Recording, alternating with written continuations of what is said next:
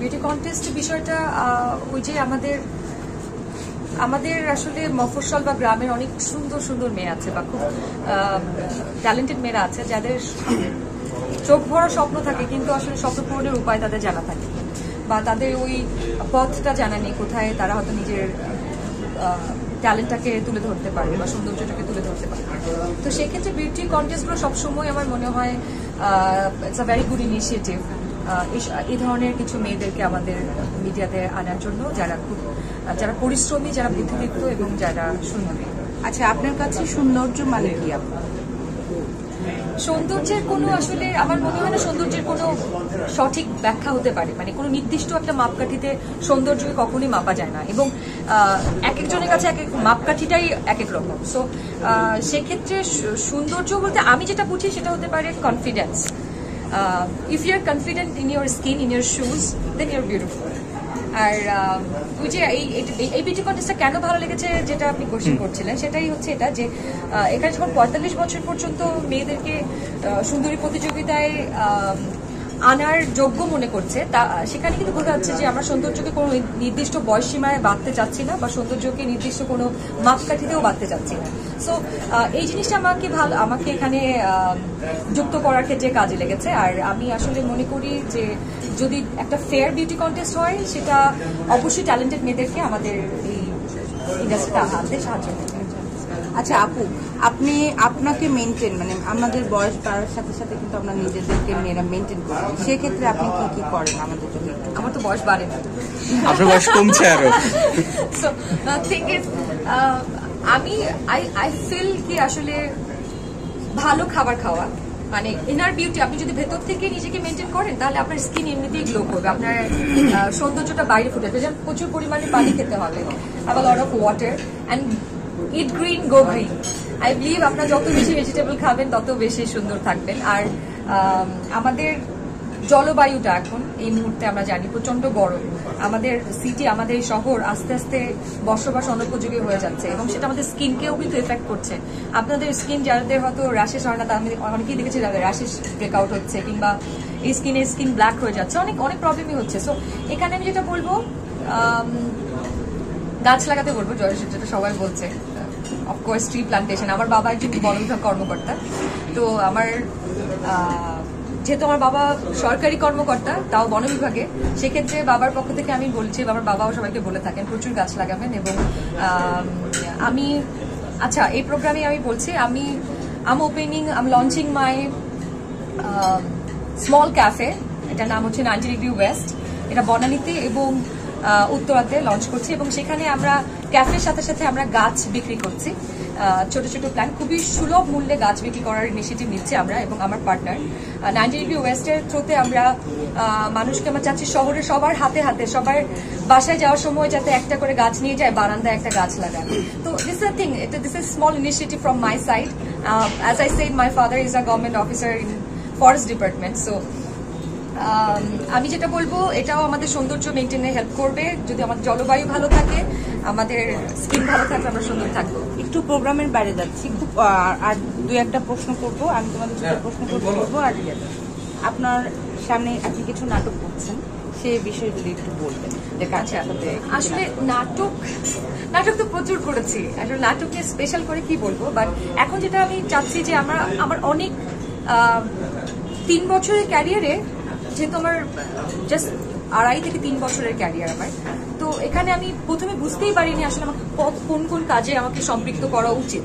কারণ সবাই এসে সবার একটা আসলে জার্নি লাগে, everyone needs a journey to be a artist. শিল্পী হয়ে ওঠার ওই জার্নিতে আমার প্রথম দিকের যে ডিসিশনগুলো, আমি বলবো যে I have taken so many bad decision, so many mistakes, and I am happy to do that because all my bad decision has made me actually. আমাকে আজকের চমক, it's all about summation of my bad decision, all my mistakes. So ওই mistakes গুলো করেছি বলে আমি এখন জানি যে আসলে আমার কোন কাজগুলো করতে হবে না, কোন কাজগুলো করতে হবে। সো এখন অ্যাটলিস্ট, অবশ্য আবার এই পারসেপশন হয়তো আবার চেঞ্জ হয়ে যাবে 5 বছর পরে। আমি এখন যেটা বলছি, আপনি এখন যেটা চিন্তা করছেন, আপনারা নিশ্চয়ই 1 বছর পর সেটা চিন্তা করবেন না, বা 5 বছর আগে আপনারা যেভাবে জীবনকে দেখতেন, এখন কি সেভাবে জীবনকে দেখেন না? তো আমাদের পারসেপশন, জীবনের প্রতি ভিউ বা জীবনের প্রতি আমাদের জীবন যাপনের যে আমাদের চিন্তাধারা, এটা সবসময় পরিবর্তনশীল। তো আমি এখন যেভাবে দেখছি যে আমার আমি গল্পটাকে খুব প্রায়োরিটি দিচ্ছি কাজের ক্ষেত্রে। মোরাল লাইক আমার মনে হচ্ছে যে গল্পগুলো আমি করে ফেলেছি বা যে চরিত্রগুলো আমাকে দেখে ফেলেছে মানুষ, সেই চরিত্রগুলো আমি অ্যাভয়েড করে নতুন নতুন চরিত্র নিজেকে ভাঙার চেষ্টা করছি। যদিও খুবই ক্লিশে কথাবার্তা, এটা মনে হয় সব আর্টিস্টরাই বলে, স্টিল আই এম ট্রাইং। গত 3 বছরে আমি হয়তো অনেক কিছু করতে পারিনি, but this is my new journey to do something new.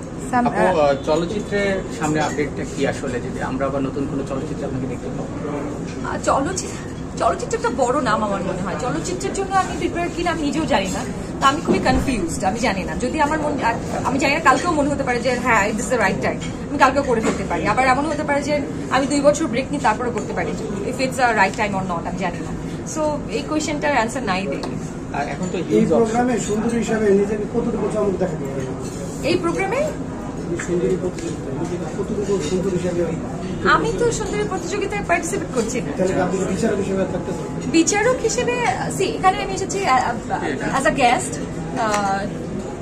আমি জাস্ট এখানে যারা পার্টিসিপেট করবে তাদেরকে শুভেচ্ছা জানাতে এবং আয়োজক যাদের তাদেরকে শুভেচ্ছা জানাতে অ্যাজ আ গেস্ট।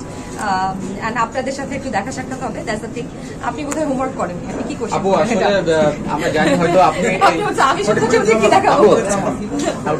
আর যেহেতু এখন গল্পের বৈচিত্র্যতা দেখছি, আর্টিস্টের বৈচিত্র্য, তারাও নিজেদেরকে ভেঙে ভেঙে নতুন কাজে যুক্ত করছে, আমাদের হিউজ গল্প, নতুন নতুন পরিচালক আসছে, ওটিতে কাজ হচ্ছে, সেক্ষেত্রে গল্পের চুজিং এর ক্ষেত্রেও এখন হিউজ অপশন এসছে আর্টিস্টদের হাতে। সামনের কাজগুলো আমরা কি ধরনের মাল্টিপল কাজ পাবো কিনা আপনার কাছ থেকে? এটাই তো বললাম যে অবশ্যই এখন অনেক ট্যালেন্টেড ডিরেক্টর আসছে এবং ট্যালেন্টেড আর্টিস্টরাও আসছে, তো আমাদের কম্পিটিশনটা অনেক হাই, ডিরেক্টরদের কম্পিটিশন অনেক high. And I believe competition থাকাটা ভালো। যখনই কম্পিটিশন থাকে তখন আমরা চাই যে আমাদের বেস্টটা দিব।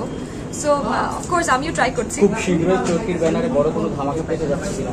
ও my god, do not take the name. আচ্ছা, আমি একটা প্রশ্ন করি। বড় করে ধামাকা পেতে যাচ্ছে কিনা? যেহেতু আপনি চলচ্চিত্রের সাথে যুক্ত রয়েছেন, এফডিসিতে আপনি কিন্তু জানেন যে বিশাল বিশাল ঘটনা ঘটছে।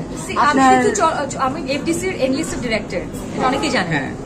আমি কিন্তু চলচ্চিত্র অভিনয় শিল্পীর ইয়াতে অন্তর্ভুক্ত না, কিন্তু চলচ্চিত্র পরিচালক হিসেবে আমি যুক্ত আছি। তা আমার প্রশ্ন ছিল, এই যে ঘটনাগুলো ঘটছে, এটা নিয়ে আপনার মতামতটা একটু আমাদেরকে কিছু সেকেন্ডে জানাতে হবে। আমি তো খুব বেশি জানি না এই বিষয়ে। যে বিষয়ে আমি অজ্ঞ সেই বিষয়ে বেশি মন্তব্য করাটা আমার মনে হয় বোকামি। বাট স্টিল তারপর আমি বলবো যে আমরা সবাই এক্সটেন্ডেড ফ্যামিলি। আমাদের একসাথে থাকতে গেলে আমার বাসায় ছোট বোন, বড় ভাই কিংবা আমার বাবা, মামা, চাচাচাচি সবার সাথে আমাদের ঝগড়া হয়। আপনাদের হয় না কখনো? অবশ্যই হয়। তো উই আর ফ্যামিলি। আপনারা আমার ফ্যামিলি, চলচ্চিত্র সমিতি আমার ফ্যামিলি, আমার নাট্য অ্যাক্ট্রেস, সিকিউরিটি, ডিরেক্টর্স সবাই আমার ফ্যামিলি। গন্ডগোল হয় ফ্যামিলির ভিতরে, আবার সেটা আমরা সর্ট আউটও করে নিব ইনশাআল্লাহ। আমরা ফ্যামিলি কিন্তু হাইকোর্টে যাই না। ও আচ্ছা, না যাই তো। হ্যাঁ, আমি দেখেছি। আর আমাদের গ্রামেই তো জমি জমা নিয়ে হাইকোর্টে চলে যায় আপন ভাই বোনরাও, তো সেটা হইতেই পারে। সো ইউ ক্যানট ডিফাইন ইট। স্বামী স্ত্রী যারা একসাথে ঘর করে তারা ডিভোর্স দিয়ে হাইকোর্টে চলে যাচ্ছে না বা কোর্টে চলে যাচ্ছে না, সে ফ্যামিলির মধ্যেও হয়। সো আমরা আসলে অনেক ডিফাইন না করি। দেখা যাচ্ছে এখন যারা শত্রু তারা কয়দিন পরে, 2 বছর পরে ইউ নেভার নো তারা গলায় হাত দিয়ে হাঁটবে, ইউ নেভার নো। সো আমরা যাই না কিন্তু। তো আমরা এখন অনেক মন্তব্য না করি, বাট আমি অবশ্যই অনুরোধ করবো যে আমাদের পার্সোনাল আক্রোশগুলো আমাদের ভেতরে যেন থাকে, খুব বেশি মানুষ না জানলেই ভালো। Thank you.